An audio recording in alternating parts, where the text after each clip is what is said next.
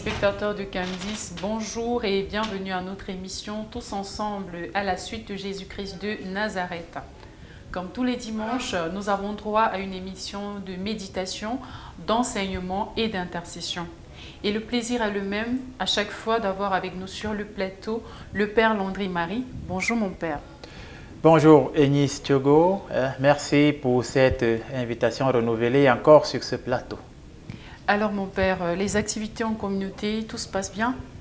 En communauté, en ce moment, on va dire que tout se passe plutôt bien. C'est relativement calme, mais comme à l'accoutumée, nous recevons pas mal de personnes qui ont des soucis de maladie, d'envoûtement, d'ensorcellement. Nous les recevons, nous prions avec eux et l'Esprit Saint est à l'œuvre chaque jour dans ce ministère. Alors, comme tous les dimanches, le Père Landry-Marie choisit un thème dans lequel il nous entretient dans le but de sortir le peuple de Dieu de l'obscurantisme. Ce dimanche, le thème qui fera l'objet de notre analyse ou alors de notre étude, c'est « Fuir les mauvaises mœurs ».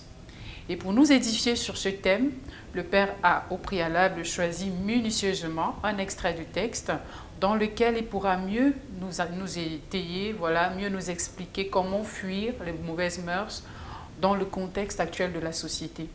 Donc, l'extrait de texte sera donc sur le premier livre des Corinthiens, au chapitre 5, des versets 1 à 13. Donc, sans plus tarder, nous allons déjà écouter la lecture audio du texte. Ensuite, nous allons nous retrouver juste après pour que le Père puisse nous dire effectivement qu'est-ce qu'on peut faire, comment pouvons-nous faire pour fuir les mauvaises mœurs dans la société.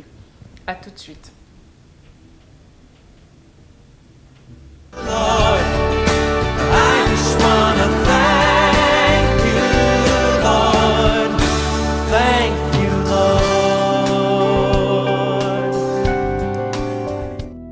Première épître de Paul aux Corinthiens, chapitre 5. On entend dire généralement qu'il y a parmi vous de l'impudicité, et une impudicité telle qu'elle ne se rencontre pas même chez les païens. C'est au point que l'un de vous a la femme de son père, et vous êtes enflé d'orgueil, et vous n'avez pas été plutôt dans l'affliction, afin que celui qui a commis cet acte fût ôté du milieu de vous. Pour moi, absent de corps mais présent d'esprit, j'ai déjà jugé, comme si j'étais présent, celui qui a commis un tel acte. Au nom du Seigneur Jésus, vous et mon esprit étant assemblés, avec la puissance de notre Seigneur Jésus, qu'un tel homme soit livré à Satan, pour la destruction de la chair, afin que l'esprit soit sauvé au jour du Seigneur Jésus. C'est bien à tort que vous vous glorifiez. Ne savez-vous pas qu'un peu de levain fait lever toute la pâte? Faites disparaître le vieux levain, afin que vous soyez une pâte nouvelle, puisque vous êtes sans levain, car Christ, notre Pâque, a été immolé. Célébrons donc la fête, non avec du vieux levain, non avec un levain de malice et de méchanceté, mais avec les pains sans levain de la pureté et de la vérité. Je vous ai écrit dans ma lettre de ne pas avoir des relations avec les impudiques, non pas d'une manière absolue avec les impudiques de ce monde, ou avec les cupides et les ravisseurs, ou avec les idolâtres. Autrement, il vous faudrait sortir du monde. Maintenant, ce que je vous ai écrit, c'est de ne pas avoir des relations avec quelqu'un qui, se nommant frère, est impudique, ou cupide, ou idolâtre, ou outrageux, ou ivrogne, ou ravisseur, de ne pas même manger avec un tel homme. Qu'ai-je en effet à juger ceux du dehors? N'est-ce pas ceux du dedans que vous avez à juger? Pour ceux du dehors, Dieu les juge. Ôtez le méchant du milieu de vous.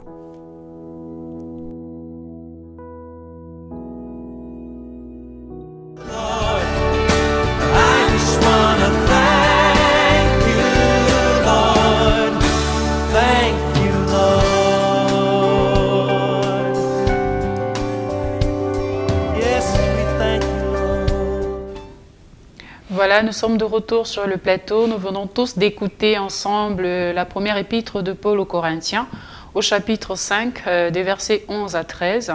Donc, avant de passer à l'analyse du texte, mon père, nous voulons savoir pourquoi le choix de ce thème. Est-ce qu'il y a un élément de la société qui a éveillé en vous la conscience de nous enseigner dessus? Oui, j'ai choisi ce thème, fuir les mauvaises mœurs, parce que une panoplie des difficultés ou alors des problèmes que les gens ont, c'est parce qu'ils côtoient soit des personnes qui ont des mauvaises mœurs, soit eux-mêmes ils ont des mauvaises mœurs. Donc j'ai choisi ce thème parce qu'il fait intervenir directement ce qu'on va appeler l'intersubjectivité en philosophie, c'est-à-dire le relationnel interhumain. Et comme Hegel le disait encore, ou alors un de ses condisciples, les relations entre les hommes ne sont que déguisements, mensonges et hypocrisie. J'ai donc choisi ce thème afin que pour nous chrétiens, nous puissions savoir qu'est-ce que l'apôtre Paul, notre Père, nous dit par rapport aux mauvaises mœurs et quelle est la conduite à tenir lorsqu'on est à la suite de Jésus-Christ de Nazareth dans son église, dans une société où les mauvaises mœurs ont été établies comme étant une norme. Comment on peut se comporter? Voilà pourquoi j'ai choisi ce thème. Voilà. D'accord, nous allons donc rentrer dans le vif du sujet. Vous allez donc nous expliquer dans le texte que nous avons suivi tout à l'heure. Paul nous invite à éviter certaines pratiques avec des personnes aux mœurs peu recommandables, mon père. Tout à fait, tout à fait. Alors, dans cette première aux Corinthiens, chapitre 5, du 1er au 13e verset, vous le disiez encore, une problématique se pose de manière fondamentale, claire, et l'apôtre Paul la met en exergue. La problématique est laquelle? Il leur dit que, en fait, il y a dans votre communauté, il parle ici aux habitants de Corinthe, les Corinthiens, il y a quelque chose de grave qui se passe. Il y a une telle dépravation des mœurs qu'à un moment donné, on retrouve au milieu de vous des actes d'impudicité comme on n'en trouve même pas chez les païens. Et pour Paul, les païens ici sont ceux justement qui ne sont pas à la suite de Jésus-Christ. Et si on retrouve chez vous des actes encore plus dépravés qu'on ne retrouve même pas chez ceux-là qui sont disciples de Jésus, ça veut dire qu'en fait, soit vous êtes hypocrite, soit on vous a mal enseigné l'évangile, soit alors vous interprétez mal l'évangile. Et comme c'est Paul qui leur a annoncé l'évangile, alors il attire leur attention. Et de prime abord, lorsque le texte commence, l'apôtre Paul va leur dire: il y a même au milieu de vous, le problème fondamental est qu'il y a au milieu de vous un frère qui a pris la femme de son père. Ça, c'est fort, c'est très fort comme geste. Et dans la société actuelle, combien de personnes peuvent se reconnaître dans ce contexte-là en question? Il y a parmi vous un frère qui a pris la femme de son frère, de son père. Et Paul dit, et au lieu de commencer à pleurer, au lieu de commencer à trouver des méthodes pour extirper ce genre de personnes de vous, vous êtes là et vous le côtoyez au quotidien. Voilà la grande problématique du texte que Paul annonce dès le départ de manière ipso facto, à l'instant T. Donc pour Paul, une fois qu'il y a une mauvaise graine dans la communauté et que cette mauvaise graine va poser des actes de dépravation graves, il faut l'extirper. Mais une question ressort.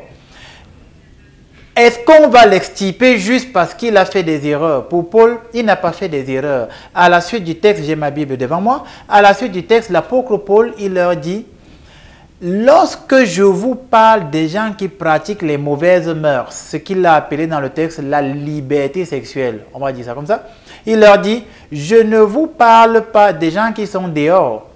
Je parle, ou alors je sous-entends par ici, ceux qui sont au milieu de vous, qui prient avec vous, qui vivent avec vous, qui ont reçu l'évangile avec vous et qui, dans la pratique du quotidien, font le concret de ce qu'ils ont reçu comme enseignement. Donc, Paul est en train de mettre en garde ici contre les mauvaises mœurs. Et les mauvaises mœurs ici connotent celui-là qui est chrétien et au quotidien ne pose pas des actes de chrétien et je vis avec lui. Il leur dit, je vous ai même recommandé de ne même pas manger avec ces gens. Ça, c'est fort. Pourquoi? Parce que dans le livre des Proverbes, il est écrit, les mauvaises compagnies corrompent les bonnes mœurs. Ça veut dire que si les mauvaises compagnies sont au milieu de moi, elles vont finir par me faire changer. Lorsque vous avez un ami, lorsque vous êtes dans une communauté, il y a des bonnes personnes et il y a des mauvaises personnes. Et si vous côtoyez les mauvaises personnes, il y aura un schéma qui va s'établir. Soit c'est les mauvaises personnes qui vont vous influencer et vous deviendrez mauvais. Soit c'est vous qui influencerez les mauvaises personnes et elles changeront. Mais dans le cas du texte, l'apôtre Paul lui dit, il faut même s'éloigner de ces gens, ne plus manger avec eux, ne plus marcher avec eux. Pourquoi? Parce que Paul regarde dans l'intentionnalité. Et Paul, l'apôtre, il nous rappelle que si quelqu'un en arrive à prendre la femme de son papa, c'est son père. Et nous tous, on sait ce que représente l'autorité parentale. Si quelqu'un en arrive à prendre la femme de son papa et à vivre avec elle, au sein de la communauté de prière, au sein de la communauté où on doit retrouver la vertu. Et la vertu au sens aristotélicien du terme, c'est une prédisposition volontaire à faire le bien. Et donc, Paul montre ici que celui qui n'a pas une prédisposition volontaire à faire le bien et introduit le mal et vit avec le mal au milieu de nous, il faut se désolidariser complètement de ce genre de personnes. C'est pourquoi, dans les évangiles de Matthieu, Jésus va dire que votre oui soit un oui et que votre non soit un non. Oui, c'est très important. Et donc, ceux qui nous écoutent en ce dimanche se posent la question, quelles sont les mauvaises mœurs que je côtoie au quotidien? Est-ce à l'école? Est-ce à l'église en paroisse, dans ma communauté de prière? Est-ce dans mon travail, dans mon entreprise? Est-ce au marché pour ceux qui vendent? Est-ce lorsque je fais ma moto ou lorsque je conduis mon taxi? Ou est-ce que je côtoie ces mauvaises mœurs? Et en tant que chrétien, est-ce que je les laisse demeurer à côté de moi? Et nous n'avons pas le devoir en tant que chrétiens de continuer à accepter l'hypocrisie. Voilà où Paul veut en venir. Nous avons le devoir de dénoncer l'hypocrisie sous toutes ses formes. Nous avons le devoir de pointer du doigt ceux qui sont hypocrites et qui sont au milieu de nous et de leur dire, vous êtes hypocrites, changez.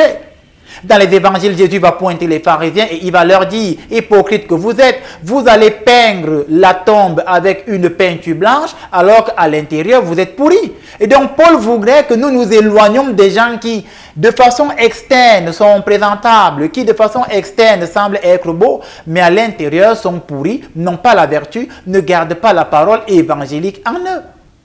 À la fin ou alors vers la fin du texte, il y a un aspect très important qui ressort qu'ensemble nous allons étudier. Et j'ai ma Bible devant moi. Et Paul, non seulement il leur dit, dans ma lettre que je vous ai dit de ne pas fréquenter les gens de mauvaise conduite, je parlais non des chrétiens qui pratiquent la liberté sexuelle, je ne parlais pas des non-chrétiens qui pratiquent la liberté sexuelle, mais je parlais de ceux qui sont au milieu de vous.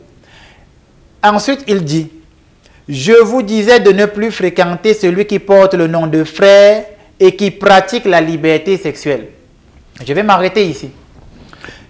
Justement, mon père, oui, sans vouloir vous couper la parole, cet élément attire notre attention parce que nous avons déjà eu à lire les écrits de Paul ici sur le plateau, oui, où Paul disait justement qu'il faut éviter la prostitution.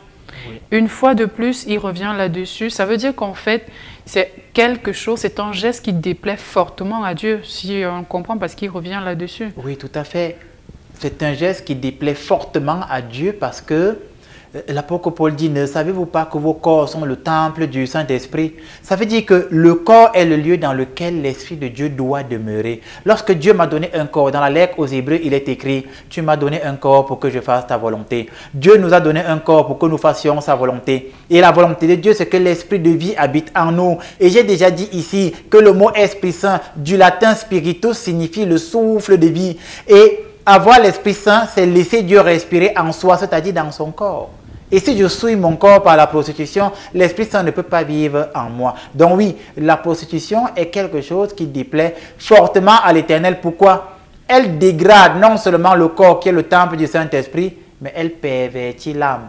L'âme, entendue ici comme étant la dimension de Dieu la plus forte en nous. Parce que lorsque Saint Augustin va répertorier ce qu'il va appeler les vestigia trinitatis, les vestiges de la Trinité dans l'humain, il va dire qu'il y a la mémoire, il y a la volonté, il y a l'intelligence. Et l'intelligence rappelle la présence du Saint-Esprit qui est l'esprit d'intelligence. Voilà.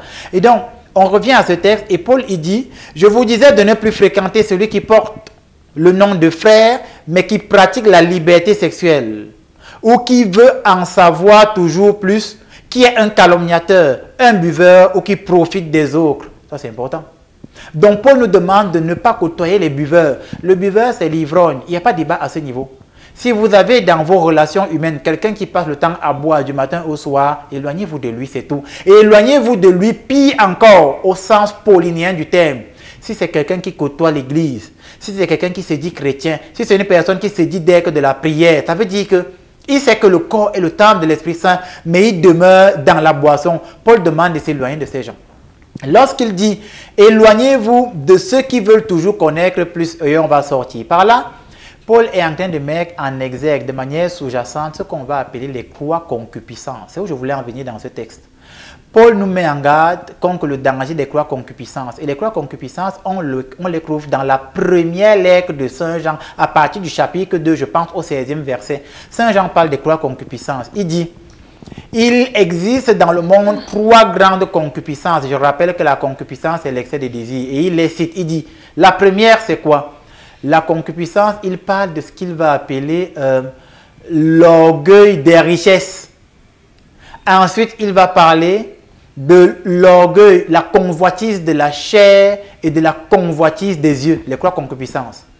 Voilà, la convoitise de la chair, c'est ce dont parle l'apôtre Paul actuellement, la liberté sexuelle. C'est-à-dire, c'est quelque chose qui est lié fortement au désir sexuel, je vais dire effréné. C'est la convoitise de la chair.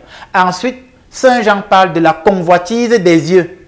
Et c'est de cette convoitise des yeux dont Paul parle ici, où je vais en venir. Et nous allons expliquer.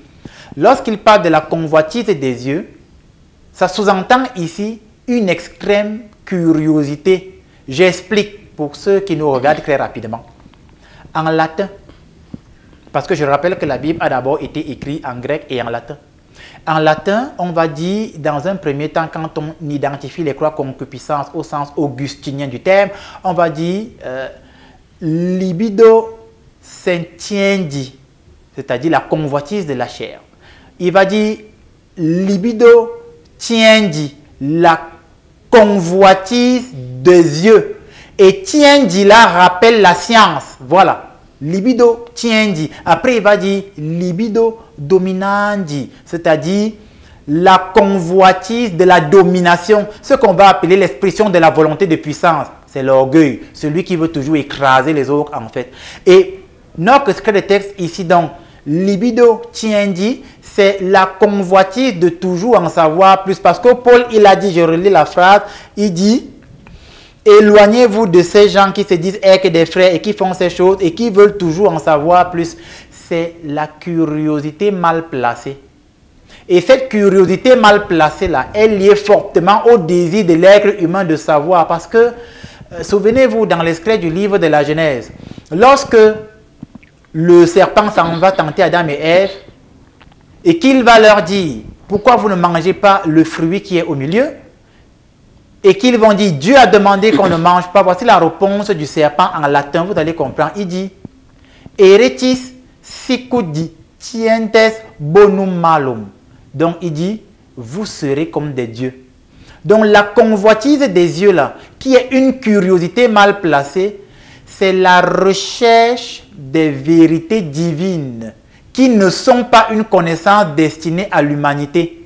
Donc, c'est une curiosité mal placée. Toutes les personnes qui vont côtoyer les devins, les astrologues, qui vont côtoyer les médiums, c'est ces gens-là qui ont justement la curiosité mal placée parce qu'ils veulent avoir accès à la connaissance des vérités divines qui ne sont pas réservées à l'humanité. Et Paul demande de s'éloigner de ces gens justement. C'est ça qui est important parce que ces gens ont une habitude de mauvaises mœurs et ils vont nous enseigner leurs mauvaises habitudes. Et comme on dit, l'habitude est une seconde nature et nous aussi, nous deviendrons des chrétiens qui à un moment donné vont vouloir les suivre et les écouter. Donc, Paul met en exergue cet aspect de la deuxième ou de la troisième concupiscence. Il faudrait donc que chacun d'entre nous prenne conscience que je ne dois pas chercher à avoir accès à une connaissance qui ne m'est pas réservée en fait.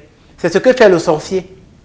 Il cherche à avoir accès à une connaissance qui ne lui est pas réservée. C'est ce que fait celui qui adhère à un cercle ésotérique.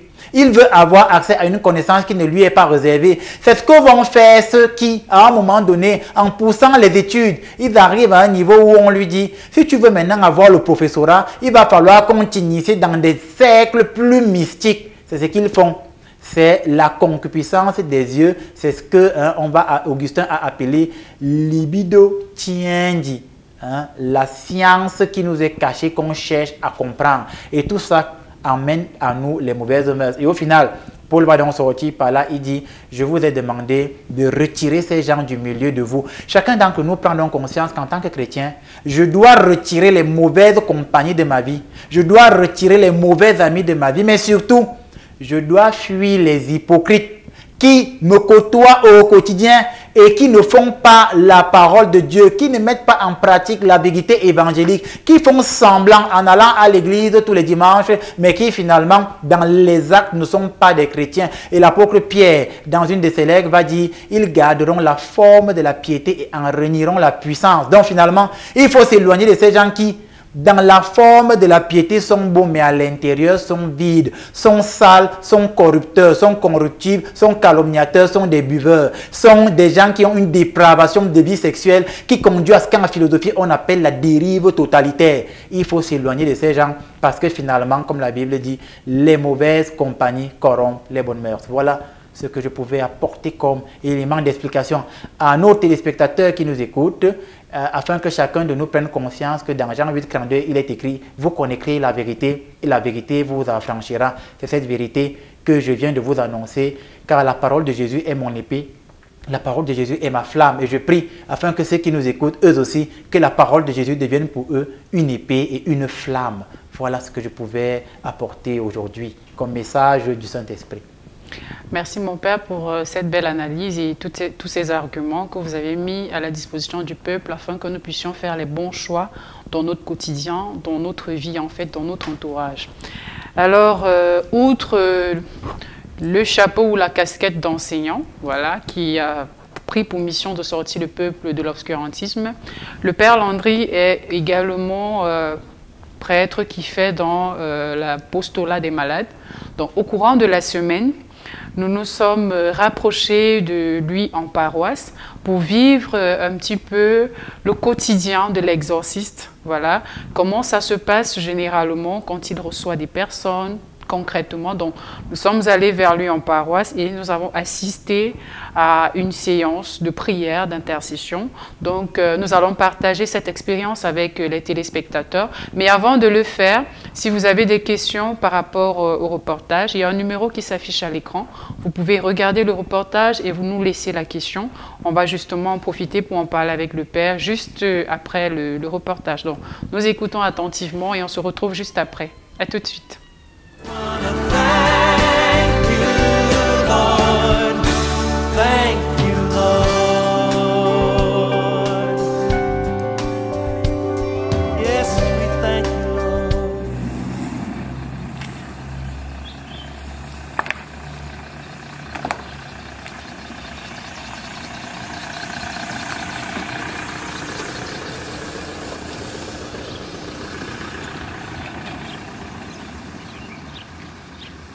L'exorcisme n'est plus un mystère pour lui. Il se nomme Père Landry Marie, prêtre exorciste de la Fraternité des missionnaires Saint-Jacques de Compostelle du Cameroun. La trentaine, il est l'un des meilleurs du domaine dans la sous-région Afrique centrale. L'exorcisme du mal, le déblocage, le désensorcellement, le désenvoûtement ne sont plus un secret pour lui. Activité auquel il se livre le vendredi, le jeudi et quelquefois le mardi. Au nom du Père et du Fils et du Saint-Esprit. Amen. Prions. Dieu, source de force invincible, roi dont Dieu ne suit pas sur l'empire triomphateur, toujours magnifique, qui réprime les violents de la puissance adverse et qui veut la cruauté de l'ennemi réjouissant, qui soumet avec puissance la méchanceté de l'ennemi humble et tremblant. Seigneur, nous te supplions et nous te prions. Daigne regarder ces créatures ô et celles en ta bienveillance, purifie-les et sanctifie-les par la rosée de ta piété, afin que par l'invocation de ton nom, en quelque lieu, qu'il soit répandu toute attaque de l'esprit impur, soit repoussée, que soit chassée au loin la terreur du serpent venimeux. Et lorsque nous implorons ta miséricorde, que la présence du Saint-Esprit daigne partout se manifester par le Seigneur, dans l'unité du Saint-Esprit, maintenant et pour des siècles et des siècles, ainsi soit-il. Amen. Nous sommes à la paroisse Saint-Raphaël Archange à Okoa, non loin de la ville de Soa. Autour du Père Landry sont réunis comme à l'accoutumée des fidèles dont il en est le guide spirituel. Prières et rituels d'exorcisme sont au rendez-vous. Du matériel qu'il utilise pour mener à bien son dessein, l'encens est un incontournable. Et je voudrais rappeler pour les mauvaises langues que l'encens est biblique. Nous l'avons encore dit dans les émissions précédentes à Cam10 Télévision.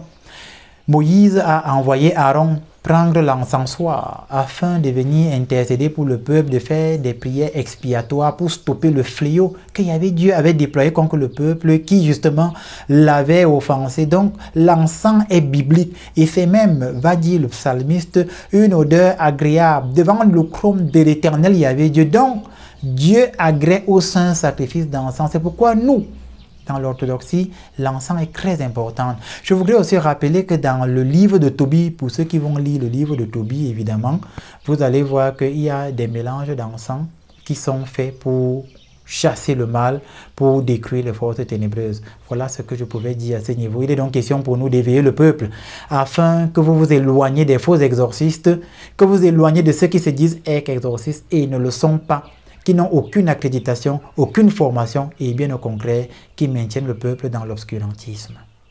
En 10 années d'expérience, l'homme de Dieu manie d'une main d'expert l'exorcisme, avec à son actif de nombreux succès dans ses missions. Bon pasteur et jaloux de sa vocation, Père Landry Marie se veut également être un lanceur d'alerte face aux mauvais pasteurs. L'exorcisme, c'est d'abord un don. C'est-à-dire que c'est un don que Dieu donne à quelqu'un, à qui il veut. Tout le monde ne peut pas s'improviser exorciste. Tout le monde ne peut pas se lever et dire qu'il fait subitement dans l'exorcisme de manière, je vais dire comme ça, là, ex nihilo.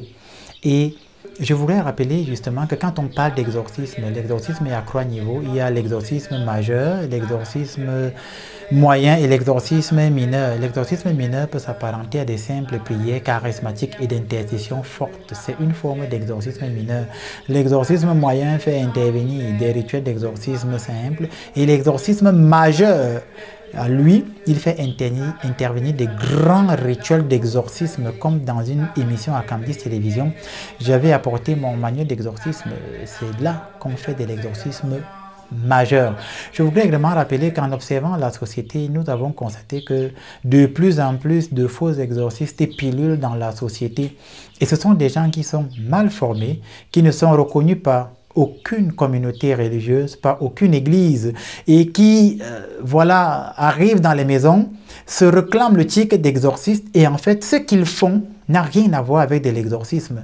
J'aime toujours à le dire, nous avons été, nous, dans un village où un homme ou un prêtre était passé, se disant être exorciste, et avait enterré la communion, le corps et le sang de Jésus, sous prétexte qu'il faisait un rituel d'exorcisme. Nous avons été dans des villages où nous avons vu des gens faire des rituels d'exorcisme et tuer le serpent.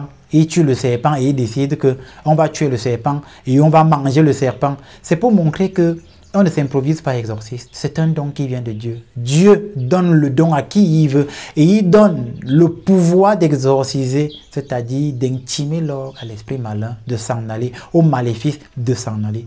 Tout à l'heure, nous avons prié sur 2 ou 3 personnes.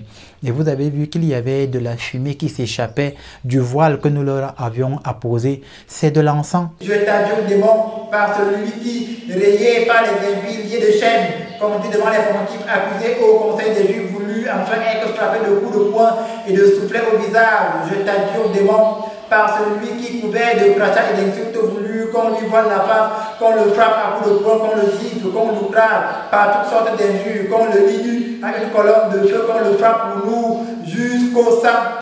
De sourire aux lèvres, des hommes et femmes délivrés de leur supplice. Telle est la véritable raison d'être de l'originaire du département de la Meufou et à Famba, dans la région du centre au Cameroun. S'il n'y a pas, on va maintenir vendredi en attendant.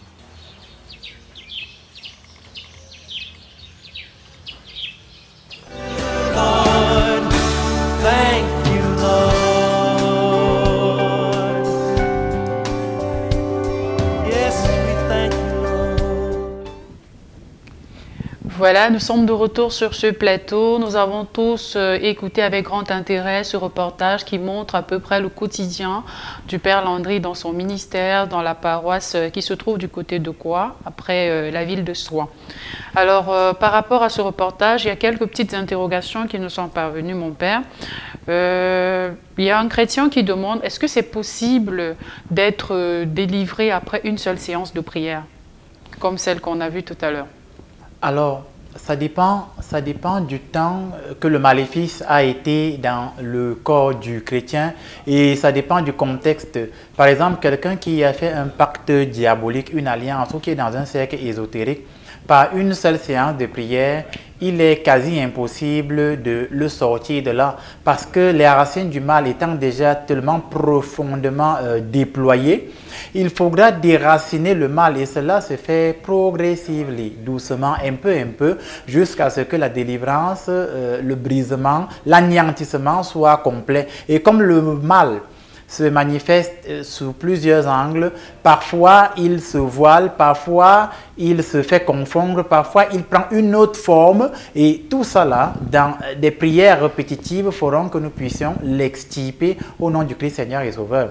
Maintenant, il y a des maléfices plus légers qui, en une seule séance de prière, vont s'en aller et n'en reviendront plus jamais. Donc, ça dépend des cas, du contexte et de la réalité mystique ésotérique dans laquelle, je vais dire, la victime s'est plongée elle-même ou on l'a catapultée. Voilà, c'est de ça qu'il s'agit. D'accord. Mais là, mon Père, nous avons justement observé des prières dites en présentiel avec l'imposition de mains. Il y avait de l'eau à côté pour se purifier. Qu'en est-il des personnes qui se trouvent dans d'autres pays, dans d'autres continents? Est-ce que c'est également possible de prier sur ces personnes sans qu'elles ne soient en présentiel, sans qu'elles ne soient en contact avec l'encens, par exemple? Alors, nous, dans notre fraternité, les missionnaires Saint-Jacques de Compostelle, nous commençons toujours par l'inscription des messes. Et donc, pour répondre à cette question, ceux qui ne sont pas au Cameroun, qui sont éloignés, mais qui demandent nos prières et nos intercessions, nous allons leur faire inscrire des messes. Et ce n'est pas hasardeux. Après avoir médité et réfléchi, ce que l'Esprit Saint va nous inspirer sur un cas, ça peut être 7 messes, 9 messes, ça peut être un peu plus. Nous allons vous recommander un style de messe à inscrire. Vous les ferez inscrire généralement en fraternité chez nous pour que nous puissions chaque jour de la semaine prier pour le cas que la personne nous a exposé. Et comme il ou elle n'est donc pas en présentiel, nous allons multiplier les intercessions sur l'autel sacré du Seigneur afin que ce qu'il demande, Dieu le lui accorde. Mais évidemment, je vous le concède, entre quelqu'un qui est possédé et qui a besoin d'imposition des mains du serviteur et quelqu'un qui est à distance, il y a toujours décalage. Qu'est-ce à dire? Si c'est une possession, il n'y a pas d'exorcisme qu'on puisse faire à distance sur un possédé réellement patenté.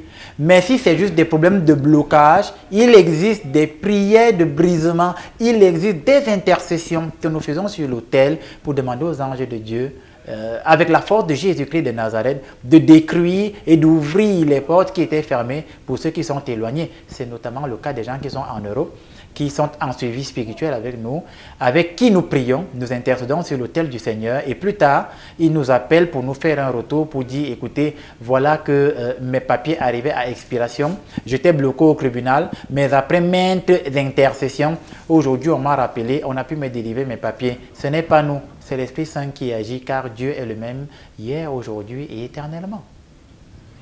D'accord, merci mon Père. Au courant de la semaine, mon Père, nous avons reçu un cas qu'on va dire entre guillemets, un fait de la société. Oui. En fait, c'est une situation que vivent plusieurs familles camerounaises, africaines même en général. Donc, la jeune dame qui nous fait parvenir la situation, il s'agit de sa sœur. Et elle nous fait comprendre que, très jeune, voilà, sa sœur a eu des mœurs assez légères, donc elle est tombée enceinte avant ses 18 ans. Oui. La famille étant conservatrice, l'a expulsée en fait. Donc elle s'est retrouvée dehors, le papa qui l'a jetée dans la rue, parce qu'il ne pouvait pas accepter que sa fille lui ramène un enfant en classe de première. Dans la rue, elle est tombée sur, on va dire, un bienfaiteur. Ouais. Un monsieur assez âgé quand même. Elle a dit que la tranche d'âge pouvait aller avoir une écart de 10 à 15 ans. D'accord. Le monsieur prend la jeune fille, l'encadre, s'occupe d'elle, de la layette, et il lui fait pas clairement de ses intentions, donc il la voit, il la veut pour épouse.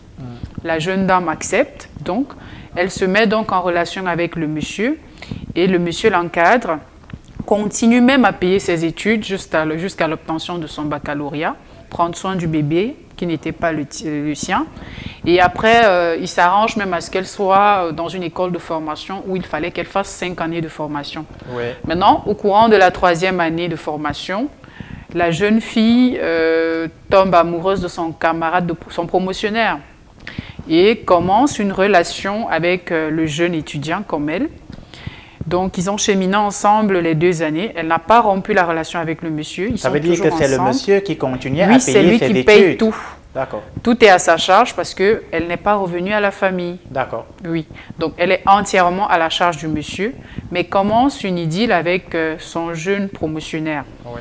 À la sortie, à la fin de la formation, le jeune lui fait une demande en mariage qu'elle accepte, étant en couple avec le monsieur. Quand le monsieur a eu l'information, il lui a dit « Bon, moi, je te voulais pour épouse, mais vu que tu as trouvé mieux que moi, je ne peux que te souhaiter le bonheur. » Donc, voilà, autour d'un petit repas, ils se sont séparés, il n'a pas fait de bruit, il n'a pas parlé du tout. Donc, il n'a même pas manifesté la colère à laquelle on s'attendait. Il s'en est allé. Sauf qu'à compter de ce moment-là, la jeune dame s'est mariée, mais elle a vécu près de 5 à 7 ans d'enfer. Parce qu'à partir de cet instant, elle a été malade. Elle enchaînait des maladies assez bizarres. Son quotidien est devenu une horreur, oui, carrément. Jusqu'au point où, 1 an avant qu'elle ne meure, vu que la famille l'avait récupérée puisqu'elle était déjà professeure, elle était déjà bien, oui, elle avait déjà une situation stable. Donc la famille a pu la récupérer. Et quand ses parents ont commencé à chercher, ils ont rencontré un prêtre qui leur a fait comprendre qu'en fait, votre fille a offensé quelqu'un qui a pris soin d'elle, qui lui a fait tout ce bien. Ouais. Et elle est victime donc de la colère de la personne. Sauf que là, il se faisait tard parce qu'elle ne pouvait plus demander les excuses au monsieur qui était déjà décédé. Résultat, elle-même, elle est partie quelques mois après qu'on ait découvert ce qui l'accablait pendant toutes ces années. Oui. En fait, la jeune nous fait parvenir l'information ou alors la situation parce qu'elle se pose des questions. Elle se demande déjà entre la dame et le monsieur qui a pris soin d'elle, lequel des deux a tort? Oui. Pourquoi pousser le vice jusqu'à ce niveau? Que ce soit pour la dame qui est sa sœur, que ce soit pour le monsieur qui s'est vengé, par exemple. Oui. Alors, si je comprends bien, cette situation qui arrive à beaucoup de personnes. Exactement. Elle a été avec un monsieur qui a pris soin d'elle lorsqu'elle a été rejetée. Il s'est occupé d'elle dans tous les sens du terme. Ils ont commencé une relation amoureuse sentimentale. Il a payé ses études secondaires et puis, à la fin de la formation, elle s'est mise avec un jeune étudiant comme elle. Et pour bien comprendre la situation, hein, donc, le monsieur lui a dit au revoir, il n'a pas manifesté de la colère, mais il est allé faire des pratiques mystiques et la femme a été frappée. Et c'est dans sa vie de couple avec le promotionnaire qu'elle est devenue hyper maladive jusqu'à en décéder. Alors, si vous me demandez ce qu'il y a lieu de faire, la première chose qu'il faut retenir, que je dirais aux téléspectateurs, hommes comme femmes mélangés, il ne faut pas être ingrat dans la vie, il faut être loyal. C'est très important. Parce que c'est l'ingratitude de cette femme et le fait qu'elle a été déloyale qui ont eu des conséquences nocives à ce point. Au point où l'attaque mystique a touché sa santé et a engrangé et entraîné sa mort directe. Alors, pourquoi pousser le vice aussi loin? Parce que les gens sont humains. Parce que vous ne pouvez pas faire autant de mal à quelqu'un. Maintenant, je n'encourage pas le mal. Si j'étais présent, je n'aurais pas recommandé à ce monsieur de le faire. Mais on peut comprendre humainement pourquoi quelqu'un pousse le mal aussi loin. Parce que nous restons des êtres humains, des êtres de chair. Et lui, il n'a pas pu supporter, je ne sais pas s'il était chrétien ou croyant, il a succombé, je vais dire comme ça, à la pression psychologique. Il a craqué et il a voulu rendre à la jeune fille ce qu'elle lui a fait comme mal. Donc l'occasion pour moi de dire à nos téléspectateurs, soyez reconnaissants. Évitez de vous mettre dans les situations où vous serez redevable en termes de culpabilité envers quelqu'un. Parce que lorsque quelqu'un va vous faire du mal, si vous êtes coupable, la probabilité que le maléfice vous touche est plus élevée. Or, si vous êtes innocent, la Bible dit « votre innocence parle pour vous ». Donc, voilà ce que je peux dire. Être loyal et reconnaissant, c'est quelque chose de fondamental dans la vie chrétienne. Voilà. D'accord, merci mon père. Justement, quels conseils vous pouvez donc donner à ces jeunes filles ou alors à ces femmes, oui, ces jeunes filles qui se retrouvent face à de telles situations? Elles sont rejetées par la famille, recueillies par quelqu'un, un bon samaritain, et après, peut-être elles se rendent compte qu'elles n'éprouvent pas vraiment de sentiments assez forts pour terminer la vie avec la personne. Quels conseils vous pouvez nous donner en tant que jeune fille dans la société camerounaise, africaine? Mais déjà, je ne suis pas d'accord à ce qu'on dise que la famille a rejeté une jeune fille, elle s'est retrouvée abandonnée, quelqu'un l'a prise sous son aile. Elle commence une relation avec lui et après demain, on nous dit, il s'occupe d'elle, il paye ses études, il fait tout, on va dire ça comme ça. Et après demain, elle sort un speech dans lequel elle essaye de faire comprendre qu'elle n'aime pas assez le monsieur. Non, ça a un nom en français, on appelle ça l'opportunisme. Ça veut dire que c'est une femme qui est opportuniste en fait. Et comme elle a vu la possibilité de s'accrocher sur quelqu'un qui avait de l'argent, au moment où elle était défaillante, elle s'est accrochée. Et c'est ce dont l'apôtre parle. C'est-à-dire que c'est une forme d'hypocrisie poussée, latente, qui finit par devenir manifeste. Donc au début, c'est une hypocrisie latente et qui finit par devenir manifeste. Un grand auteur a dit un jour que l'argent ne change pas les gens, il ne révèle que leur vraie nature. Ça veut dire que comme elle a caché sa nature, cela se révèle une fois qu'elle sent qu'elle a de l'indépendance financière. Quel conseil je peux donner aux jeunes filles? Soyez vrais envers vous-même. Soyez reconnaissant et soyez loyal. Pour moi, il n'y a pas de débat. Quand quelqu'un t'a fait du bien, il t'a fait du bien. Et toutes les personnes qui vous ont fait du bien, à qui vous faites du mal, ce mal se retournera soit contre vous, soit contre vos enfants. Les Chinois, ils ont donné un nom à ça dans leur religion. Ils ont appelé ça le karma. Nous, les chrétiens, peut-être, on n'y croit pas. Mais c'est ce que, dans l'église, nous, on va appeler la rétribution d'outre-mer. C'est-à-dire que chacun récoltera en fonction de ce qu'il aura sémé. Chacun récoltera le bien qu'il aura fait ou il récoltera le mal qu'il aura fait. Donc je conseillerais aux jeunes filles d'être vraies envers elles-mêmes. Et quand quelqu'un vous a aidé, soyez reconnaissant, soyez loyal. Je ne vous demande pas de vous compromettre, mais être reconnaissant, c'est une vertu ou c'est une aptitude qui appelle presque à la vertu. Voilà ce que je pouvais dire à ce sujet. D'accord, merci mon père pour ces conseils et ces explications qui vont forcément aider plus d'une, voilà, parce que compte tenu de la situation actuelle dans la société, on remarque effectivement qu'il y a beaucoup de jeunes filles qui se retrouvent exposées à de tels phénomènes. Je voudrais aussi revenir sur le fait que, à partir des conseils que vous me demandiez, je voudrais parler aux familles, justement, parce que c'est important. La situation qui est triste, que vous venez de décrire, est une situation que beaucoup de jeunes filles, de femmes ont vécu, peut-être d'hommes aussi ont vécu. Parce qu'une jeune fille est tombée enceinte, la famille la rejette. C'est une très mauvaise habitude.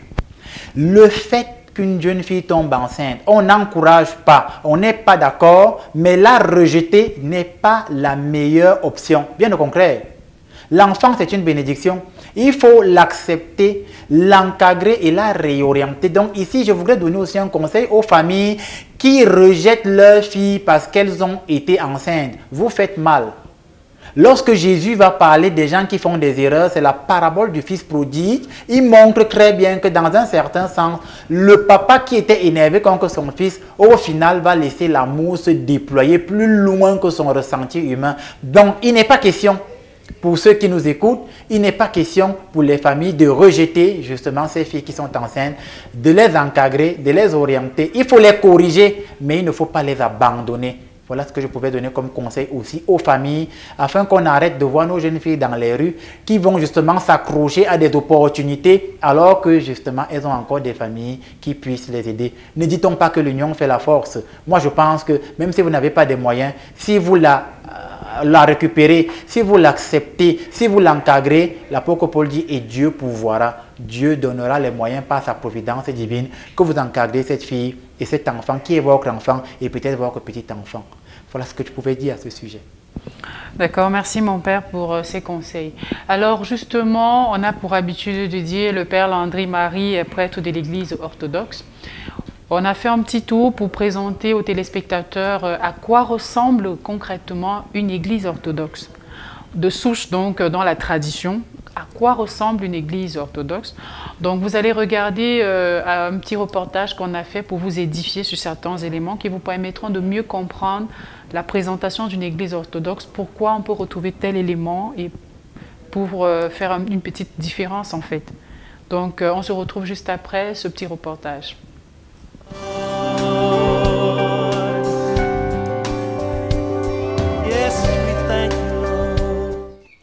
Bien, ici nous sommes à la paroisse Saint-Raphaël Archange de Quoi. Nous allons entrer à l'intérieur de la paroisse afin que vous puissiez prendre connaissance un peu de l'intérieur de notre paroisse. Évidemment, comme je le disais la dernière fois dans une émission, ici nous avons la structure orthodoxe d'une paroisse de manière générale. Nous avons la porte royale. Cette porte royale, c'est la porte par laquelle seul le prêtre est habilité à entrer. À part le prêtre, normalement, personne ne peut passer par la porte royale. Nous avons la porte sud, la porte nord, qui sont les portes par lesquelles les assistants du prêtre peuvent entrer. Je rappelle que dans l'orthodoxie, cette barrière que nous mettons, qui divise justement le côté sanctuaire du côté du peuple, c'est une barrière qui rappelait ce que le peuple juif avait établi. Parce que lorsque le peuple juif avait le décalogue, la tablette sacrée des lois que Moïse avait eu de Yahvé Dieu, ils avaient apposé ça dans un endroit saint et personne ne pouvait y avoir accès à part les prêtres. Et dans l'orthodoxie, on a gardé cette tradition parce que personne à part le prêtre ne peut avoir accès au Saint des Saints qui est juste derrière. Nous avons, comme je le disais, dans l'orthodoxie, des images crescentes, la Théotokos, la mère du Sauveur. Dans l'orthodoxie, on représente toujours la Théotokos, la mère du Sauveur, avec le Sauveur, parce que dans l'orthodoxie, la mère du Sauveur, sans le Sauveur, ce serait une erreur. Elle n'est mère que parce qu'elle est mère du Sauveur. Elle n'est la Vierge Marie que parce qu'elle a engendré Jésus-Christ de Nazareth. Je veux dire que sans Jésus de Nazareth, en elle-même, elle n'est rien. C'est pourquoi dans l'orthodoxie, on la représente toujours avec le Sauveur. Ici, de ce côté, vous avez le Sauveur en lui-même, justement, comme je disais une fois dans l'émission. Et le Sauveur, dans l'orthodoxie, est toujours représenté comme vous pouvez le constater là. Il a 2 doigts qui se touchent et il a 3 doigts qui sont élevés. Ça veut dire quoi? Les 2 doigts qui se touchent rappellent les 2 dimensions de la vie humaine, c'est-à-dire la dimension humaine et la dimension spirituelle, ces 2 doigts-là. Et les 3 autres doigts rappellent la Trinité. Donc le Sauveur est toujours représenté en train de représenter l'humanité dans l'univers visible et invisible et en train de représenter l'humanité qui est liée à Dieu le Père, le Fils et le Saint-Esprit qui eux-mêmes accordent leur sainte bénédiction à tout être humain. Parfois le Sauveur est représenté comme ceci et lorsqu'il est représenté comme ceci, parfois on rappelle la Trinité ici. Ici, on rappelle les 2 dimensions humaines et spirituelles. Parfois, lorsqu'il est représenté comme ça, en grec, ça rappelle le O là, ça rappelle alpha, par exemple, le commencement. Et ça rappelle une lettre en grec oméga qui signifie la fin. Donc, c'est pourquoi le Sauveur est toujours représenté en train de bénir. Et il a un livre que vous pouvez constater, c'est le livre de vie que le Sauveur tient dans les mains et tu es digne voilà, de prendre le livre et d'en ouvrir les sceaux. C'est ce livre dont parle l'Apocalypse. Nous avons plus haut justement les saints patriarches qui nous ont précédés. Voilà les 12 apôtres en fait. Le haut représente toujours les 12 apôtres.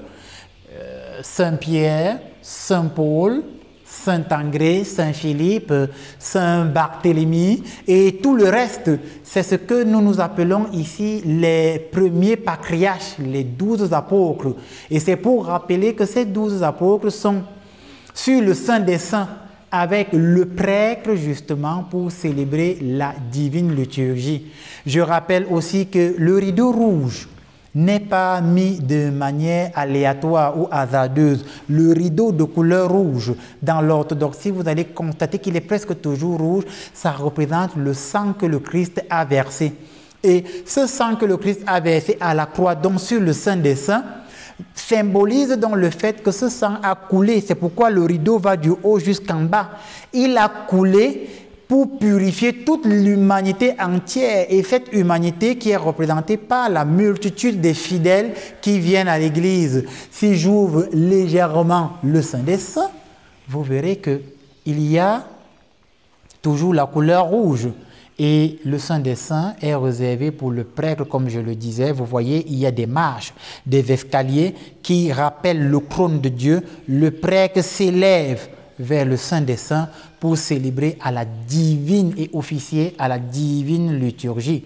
Voilà ce que je pouvais apporter comme élément ici en ce qui concerne un peu l'orthodoxie. Et nous célébrons ici tous les dimanches à 8 h, moi-même Père Langré, je suis présent avec l'équipe pastorale, je suis avec le Père Rodolphe de la Théotokos qui est le curé de cette paroisse, je suis ici avec l'archiprêtre Christian de Marie qui suit toutes mes activités et qui supervise mon travail. Nous sommes ici tous les dimanches, les mardis, les jeudis, nous recevons.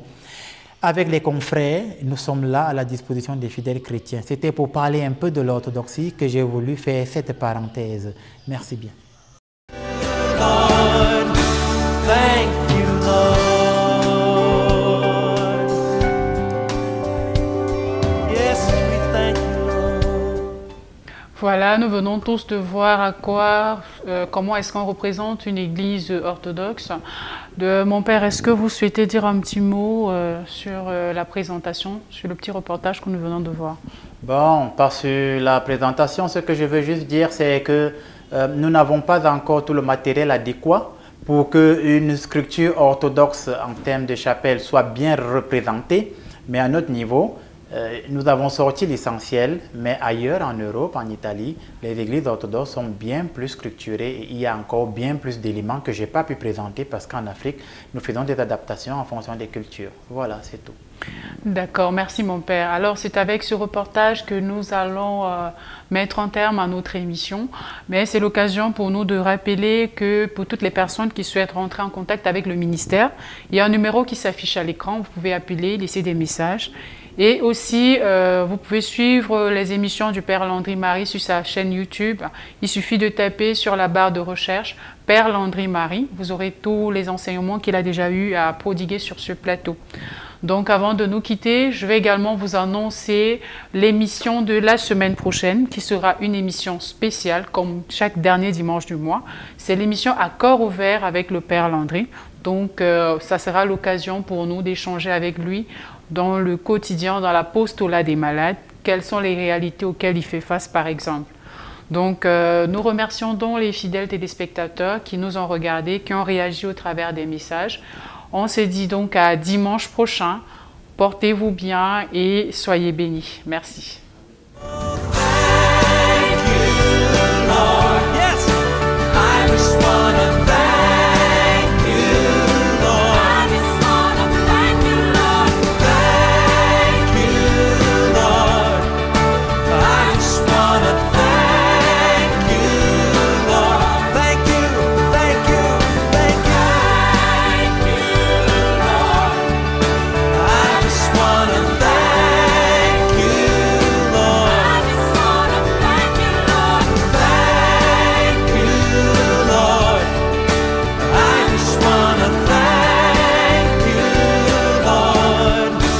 Thank you, Lord.